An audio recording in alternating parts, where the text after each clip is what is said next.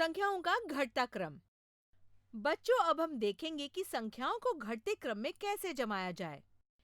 देखिए, 36, 23 और 48 ये संख्याएं दी गई हैं। इन संख्याओं को ध्यान से देखो और बताओ कि इनमें कौन सी संख्या बड़ी है।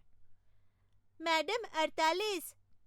बिल्कुल सही। 48 ये संख्या 36 और 23 से बड़ी है, इसलिए हम इसे काट कर ब्लैक बोर्ड पर लिखेंगे। अब बची दो संख्याओं में से कौन सी संख्या बड़ी है? 36। बिल्कुल सही। 36 संख्या बड़ी है 23 से, इसलिए अब मैं 36 को काट कर 48 के बाद लिखूंगी। बची हुई संख्या है 23 और ये सबसे छोटी संख्या है, इसलिए हम इसे काट कर 36 के बाद लिखेंगे। तो ये है नंबरों का घटता क्रम, और इसे मैं इस तरह लिखूंगी।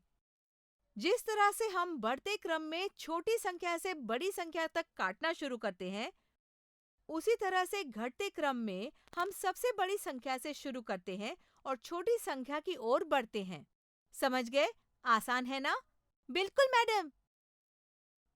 संख्याओं का बढ़ता घटता क्रम। बच्चों, अब मैं आपको संख्याओं के कुछ सेट दूंगी। आपको हर सेट में इन संख्याओं को बढ़ते और घटते क्रम में जमाना है। तो चलो शुरू करते हैं। पहला सेट है 26, 19, 47। मुझे बताओ, अब इन्हें बढ़ते और घटते क्रम में कैसे जमाएंगे? मैडम, बढ़ता क्रम होगा 19, 26, 47 और घटता क्रम होगा 47, 26, 19। बिल्कुल सही। बढ़ते क्रम को इस प्रकार लिखा जाना चाहिए, जबकि घटते क्रम को ऐसे लिखते हैं। तो अगला सेट है 62, 85, 50। मैडम, इन संख्याओं का बढ़ता क्रम 50, 62 और 85 होगा और घटता क्रम 85, 62 और 50 होगा। सही जवाब।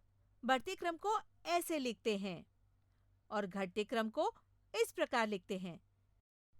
आगे की संख्याएं हैं 32, 9, 13। मैडम, इन संख्याओं का क्रम 9, 13, 32 है और घटता क्रम 32, 13 और 9 है। शाबाश। बढ़ता क्रम ऐसे लिखेंगे और घटता क्रम ऐसे लिखेंगे।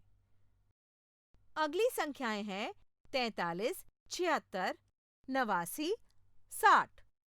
मैडम, बढ़ता क्रम है 43, 60, 76 और 89 और घटता क्रम 89, 76, 60 और 43 है।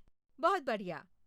बढ़ते क्रम को ऐसे लिखा जाता है और घटते क्रम को ऐसे लिखेंगे। और आखिरी संख्याएं हैं 15, 9, 75, 52।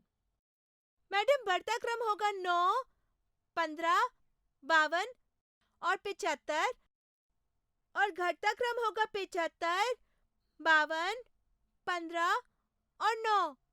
बहुत सही। बढ़ता क्रम हम इस तरह लिखेंगे और घटते क्रम को लिखेंगे ऐसे। मतलब आप अब बढ़ते और घटते क्रम को बहुत अच्छी तरह से समझ गए हैं।